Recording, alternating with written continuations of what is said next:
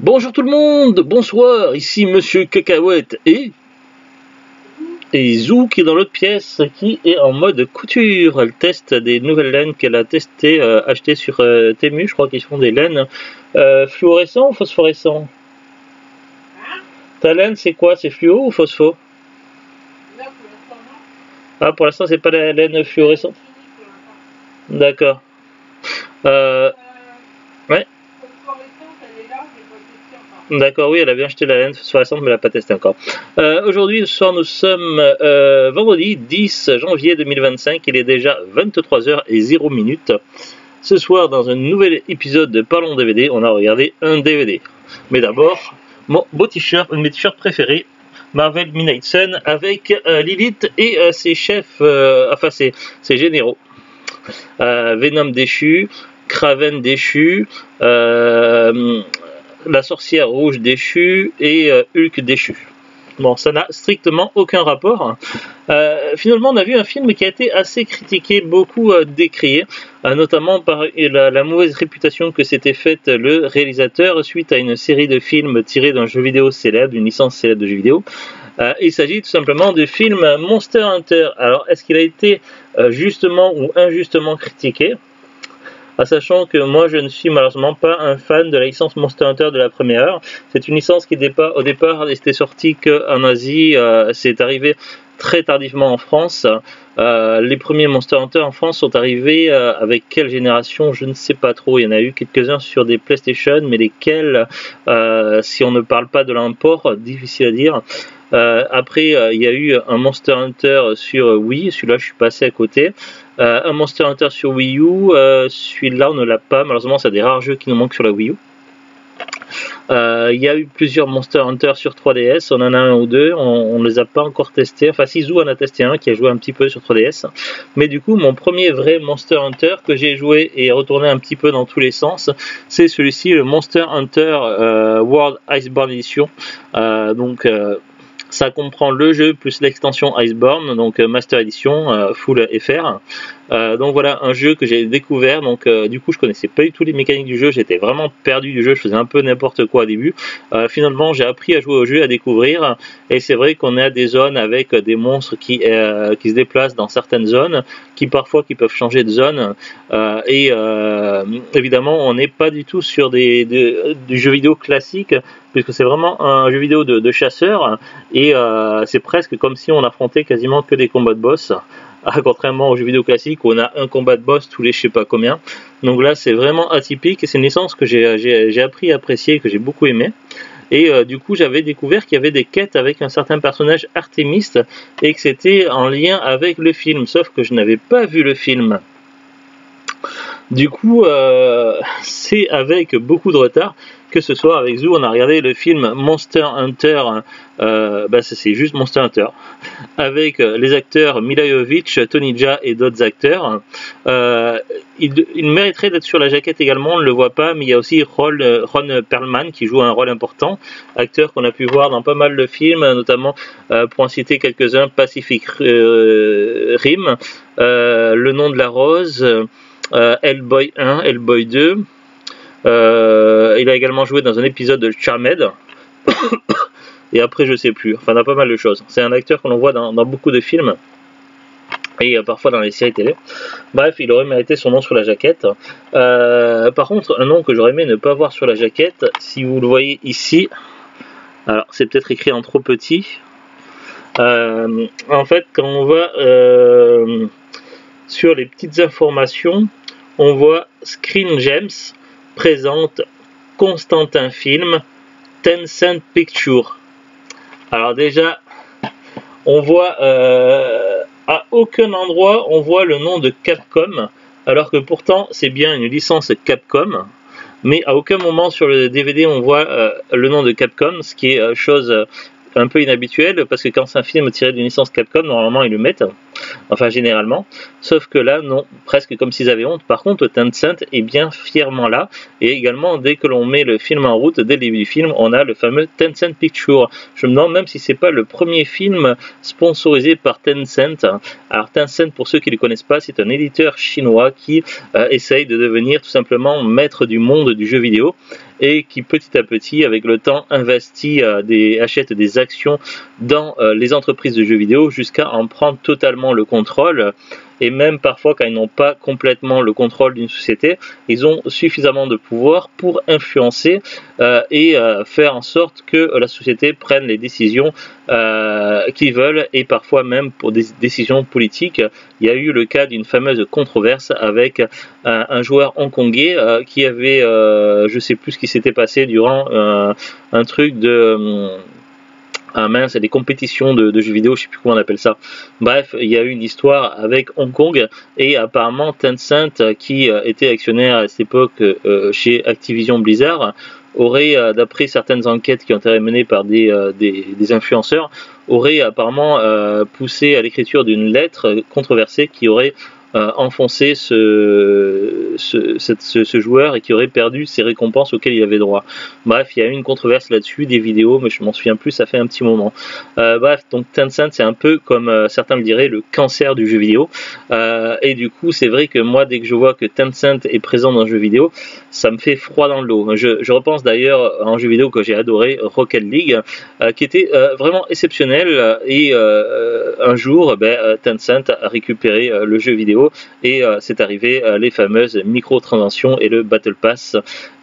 Ça m'a horrifié, et du coup j'étais un petit peu dégoûté du jeu vidéo, et je l'ai mis un peu de côté d'ailleurs, beaucoup de côté.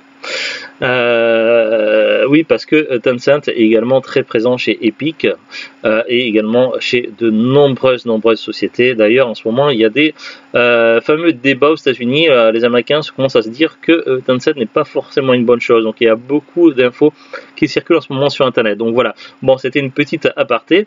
Ce qui fait que forcément, quand je vois le nom de Tencent associé à Monster Hunter, déjà que le film Monster Hunter n'a pas forcément une très bonne réputation, alors qu'on rajoute le nom de Tencent et qu'on n'affiche pas le nom de Capcom, c'est déjà très inquiétant en soi. Alors, c'est vrai que Paul W.S. Anderson a été fortement critiqué parce qu'il a fait de la licence Resident Evil. Certains films sont intéressants et peuvent être un bon divertissement si on considère en tant que simple film d'action, mais si on est fan de la franchise Resident Evil, c'est autre chose. On est en droit d'être déçu, notamment par ce que le réalisateur a fait des personnages emblématiques de la série, où il ne les a clairement pas respectés, et il a fait un peu n'importe quoi. Mais c'est un autre débat, un débat qui a duré quand même sur 6 ou 7 films, j'ai plus le compte en tête, pourtant je les ai tous vus.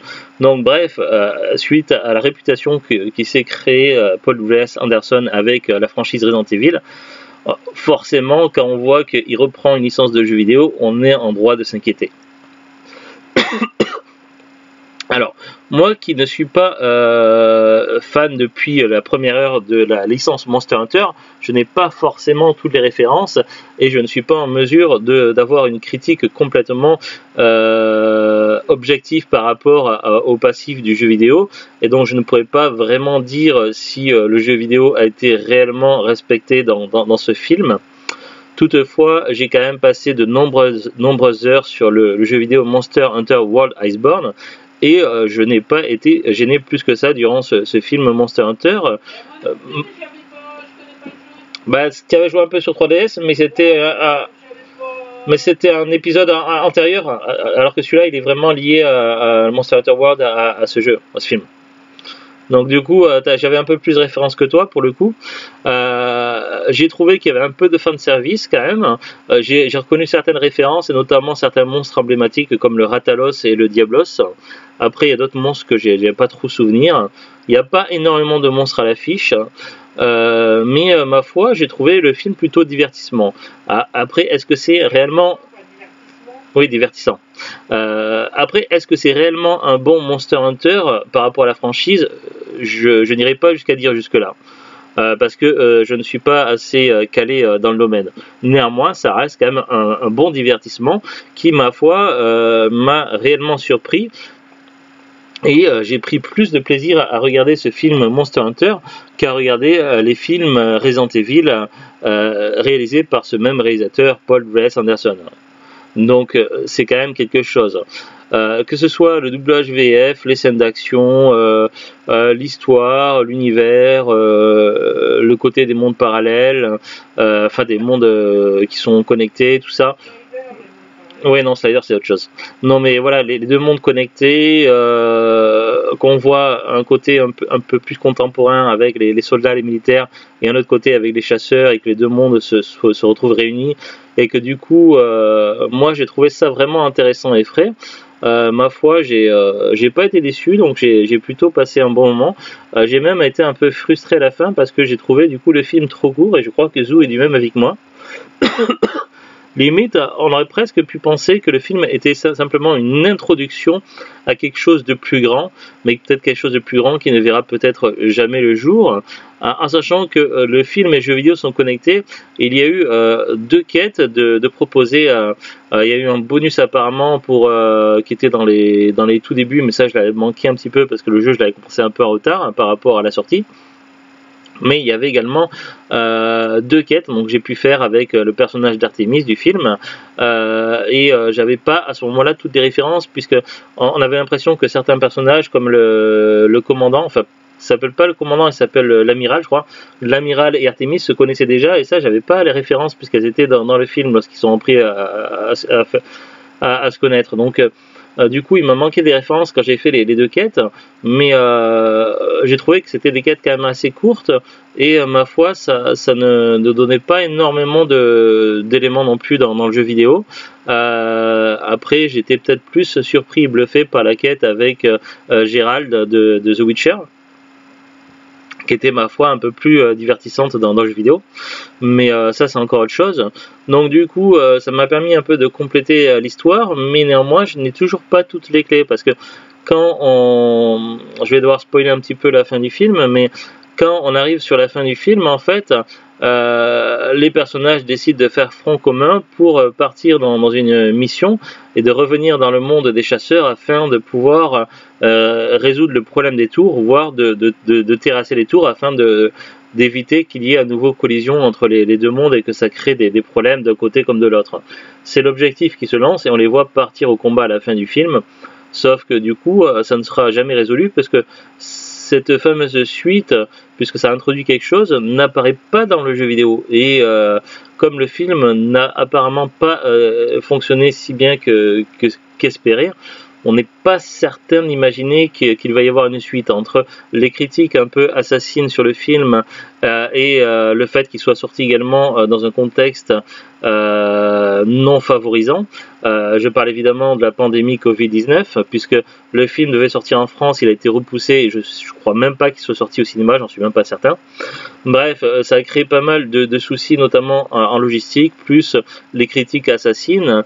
Je suis pas certain qu'on voit un jour une réelle suite à ce film, ni même finalement le dénouement avec la fameuse tour et la quête qui se lancent les personnages. Donc en soi, je suis un petit peu frustré et déçu, et j'ai l'impression d'en avoir regardé simplement qu'une introduction. Donc du coup, ça peut être intéressant pour le public de découvrir un petit peu l'univers autour de Monster Hunter, pour ceux qui ne connaissent pas le jeu vidéo, et ça peut donner envie de jouer au jeu vidéo. Ma foi, le film a certaines qualités, mais je trouve que finalement, en 1h30 de film, c'est pas suffisant pour aborder toute l'histoire, et pour le coup, autant certains films de Zack Snyder peuvent être critiqués pour leur longévité, enfin leur longue durée, autant du coup rajouter un peu plus de durée au film aurait été pertinent en soi, afin d'avoir une fin un peu plus intéressante et un peu moins décevante. Ça, c'est un peu mon avis critique. Maintenant, on va parler un peu du synopsis, ce que j'aurais peut-être dû faire dès le départ. De quoi ça parle Monster Hunter?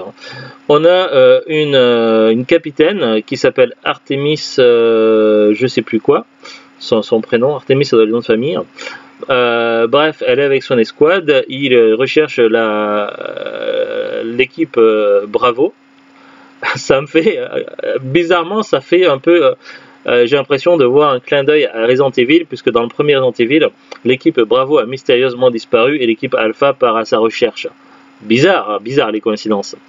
Bref, donc l'équipe, on ne sait pas comment elle s'appelle, mais on peut imaginer l'équipe Alpha, part à la recherche de l'équipe Bravo qui a disparu mystérieusement, et ils vont se retrouver embarqués dans un autre monde, un monde qu'ils ne connaissent pas, et qui est composé de chasseurs et de créatures monstrueuses.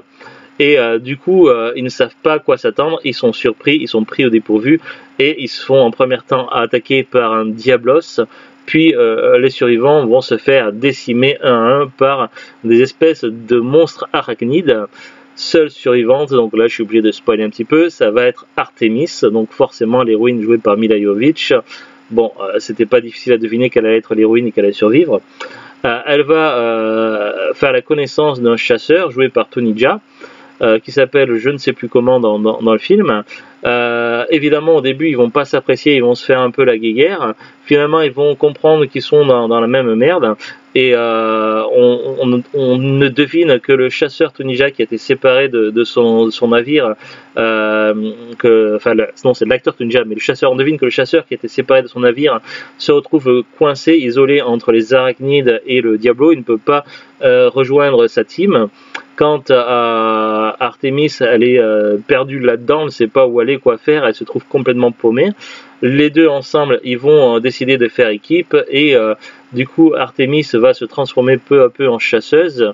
Ils vont s'équiper, construire des pièges, préparer, récupérer du poison. Ils vont combattre le Diablo et après ils vont partir à la suite de l'aventure et retrouver l'équipage du chasseur afin de pouvoir poursuivre leur aventure. Et évidemment cette aventure va se poursuivre à nouveau dans le monde d'Artemis, où il va y avoir un combat presque final contre le je l'ai dit tout à l'heure, je ne sais plus comment ça s'appelle, le Rathalos, voilà, contre le Rathalos. Et finalement les héros, donc les chasseurs, donc la chasseuse du monde contemporain on va dire, et les chasseurs du monde des chasseurs, ils vont repartir dans le monde des chasseurs pour aller s'occuper de cette tour, puisque le problème entre les deux mondes qui sont connectés est lié à la tour, qui est liée à une ancienne civilisation qui avait une technologie avancée et qui a complètement disparu pour une raison que l'on ignore et qu'on ne saura peut-être jamais un jour, sauf peut-être si on joue à tous les jeux vidéo et qu'il y a une histoire qui se recoupe au fur et à mesure et qu'on arrive à comprendre ce qui se passe, mais je n'en suis pas certain, donc ça reste à vérifier. Grosso modo, c'est ça l'histoire. Donc on va lire maintenant le synopsis. Notre monde en cache un autre, dominé par de puissants et dangereux monstres. Lorsque le lieutenant, là ils disent le lieutenant et à la fin ils disent le capitaine. Alors je sais pas. Lorsque le lieutenant Artemis et son unité d'élite traversent un portail qui les transporte. Ouais, mais Ranger c'est une classe, mais après Ranger tu as des grades derrière. Donc c'est vrai qu'elle est ranger et d'après la jaquette elle est lieutenant, sauf que dans le film ils disent qu'elle est capitaine. Donc bon, elle est quelqu'un. Donc lorsque quelqu'un qui s'appelle Artemis et son unité d'élite traverse un portail qui les transporte dans cet univers parallèle, ils subissent le choc de leur vie. Au cours d'une tentative désespérée pour rentrer chez elle, l'intrépide quelqu'un rencontre un chasseur mystérieux qui a survécu dans ce monde hostile grâce à ses aptitudes uniques. Faisant face à de terrifiantes et incessantes attaques de monstres, ces guerriers vont devoir faire équipe pour se défendre et espérer trouver un moyen de retourner chez eux. Avec Mila Jovovich, Tony Jaa et Ron Perlman. Il y a des suppléments, chasseurs de monstres, acteurs et personnages, un arsenal monstrueux, des armes du film pour les joueurs du jeu au film et des scènes coupées. Bon, on n'a pas vraiment regardé les bonus, on les a survolés rapidement. Voilà le DVD, la jaquette, le recto, le verso. Je crois que le film existe en Blu-ray. Alors, est-ce que c'est aussi pertinent en Blu-ray qu'en DVD au niveau des effets spéciaux, de la qualité? Je ne sais pas si ça apporte une réelle différence. Il y a une petite pub Sony, donc c'est marrant. D'ailleurs, il y avait écrit Sony au début du film, et là, on a une petite pub PS5 qui était fournie avec. Assez étonnant. Surtout que le jeu était sorti, le Monster Hunter World Icebound est sorti sur PS4 et je crois que c'était une exclusivité d'ailleurs, ou du moins il y avait du contenu qui était exclusif, mais le reste était sorti peut-être, le jeu était peut-être sorti également sur Xbox One, mais pas avec tout le contenu, parce qu'il y avait du contenu Horizon Zero Dawn, mais je n'ai jamais pu y accéder parce qu'il n'était déjà supprimé du jeu quand j'ai commencé à jouer au jeu. Donc ça c'est un peu dommage. Bref, pas grand chose de plus à en dire, on va passer à la rubrique Wikipédia, c'est parti. Téléportation dans le monde de Wikipédia. Monster Hunter, mon film d'action multinational écrit et réalisé par Paul W.S. Anderson, est sorti en 2020. Il s'agit de l'adaptation cinématographique de la série de jeux vidéo Monster Hunter, édité et développé par Capcom. Bon, le résumé, on va pas le relire. Alors, fiche technique. Réalisateur Paul W.S. Anderson, titre original français et québécois Monster Hunter, scénario Paul W.S. Anderson après la série de jeux vidéo Monster Hunter de Capcom. Musique Paul Haslinger. Budget 60 millions de dollars. Langue originale anglais. Genre action, aventure, fantastique, fantasy. Durée 103 minutes. Date de sortie en Chine le 4 décembre 2020. Aux États-Unis et au Québec le 18 décembre 2020. C'est la Chine qui a la primauté. Il est sorti en premier en Chine. En même temps, il y avait Tencent dans l'histoire. Et Tencent, c'est chinois. Donc ça paraît assez logique. Royaume-Uni le 29 janvier 2021. Au Japon le 26 mars 2021. En France, c'est sorti d'abord en achat digital le 13 avril 2021. Puis après le 28 avril 2021, uniquement en DVD, Blu-ray et 4K Ultra HD. Donc pas de sortie cinéma pour la France. Nous, on est punis. En Allemagne et en Autriche, c'est sorti le 1er juillet 2021. Casting: Mila Jovovich, Tony Jaa, Ron Perlman, T.I., Diego Boneta, Megan Good, Josh Hellman, MC Jin, Hirona Yamazaki, Yannick Schumann, Nanda Costa et Nick Razanti. Ah oui, tant que j'y pense, j'ai oublié de préciser, mais on voit évidemment les palicots dans le film. Les palicots, c'est l'espèce de chats qui sont un petit peu humanoïdes et qui sont pour le coup assez fun. Ça fait partie de la marque de fabrique des Monster Hunter. Bon, après, on a des longs paragraphes, donc je vais peut-être pas les lire parce que c'est trop long et c'est pas forcément très intéressant à lire. Il y a des paragraphes sur la jeunesse et développement. La genèse, pas la jeunesse. Attribution des rôles. Alors, attribution des rôles, on va le lire quand même parce que c'est un court paragraphe et je veux voir ce qu'ils veulent dire là-dedans. En mai 2018, Mila Jovovich, déjà présente dans la saga Resident Evil développée par son mari Paul W.S. Anderson, est annoncée dans le rôle principal. Quelle surprise!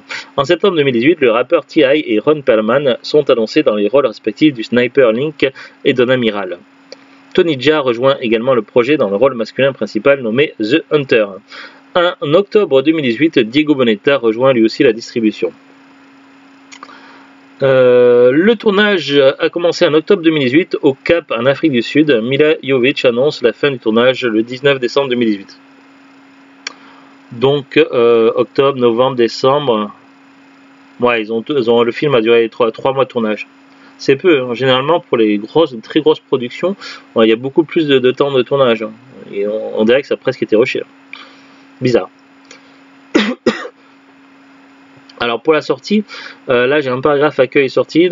Le film devait à l'origine sortir le 4 septembre 2020 aux États-Unis, néanmoins à la suite de la pandémie de Covid-19, Screen Gems décide de repousser sa sortie au 23 avril 2021 afin d'éviter la concurrence des nombreuses sorties repoussées à la rentrée à cause de la pandémie, notamment Sans un bruit d'eux. Le film sort malgré tout fin 2020 dans certains pays comme la Chine. Alors je ne sais pas qu'est-ce que c'est Screen Gems. En octobre 2020, le film est avancé au 30 décembre 2020 aux États-Unis. Non, repoussé. En octobre 2020, le film est avancé au 30 décembre. Non, on dit repoussé, pas avancé. Le gars qui a écrit ça, il écrit des conneries. Aux États-Unis. En début décembre, il est finalement une nouvelle fois avancé au 18 décembre 2020. Non, repoussé. Avancé et repoussé sont deux mots différents. Faut quand même faire attention à ce qu'on écrit. En France, il devrait aussi initialement sortir le 9 décembre 2020. Cependant, la même chose qu'aux États-Unis, il est repoussé au 7 octobre 2020, puis au 28 avril 2021. À la suite de la fermeture des salles de cinéma américains. Le 11 février 2021, Sony annule la sortie cinéma du film et sortira directement en achat digital le 13 avril 2021 et en DVD, Blu-ray, 4K Ultra HD et en VOD à la suite du prolongement de la fermeture des salles de cinéma françaises. En Allemagne et en Autriche, le film sort également tardivement dans les salles de cinéma seulement à partir du 1er juillet 2021.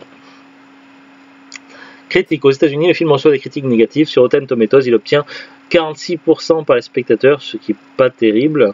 Sur Metascore, il obtient 45 sur 100 par 18 critiques. Sur IGN, il obtient 30 sur 100, ce qui est encore moins.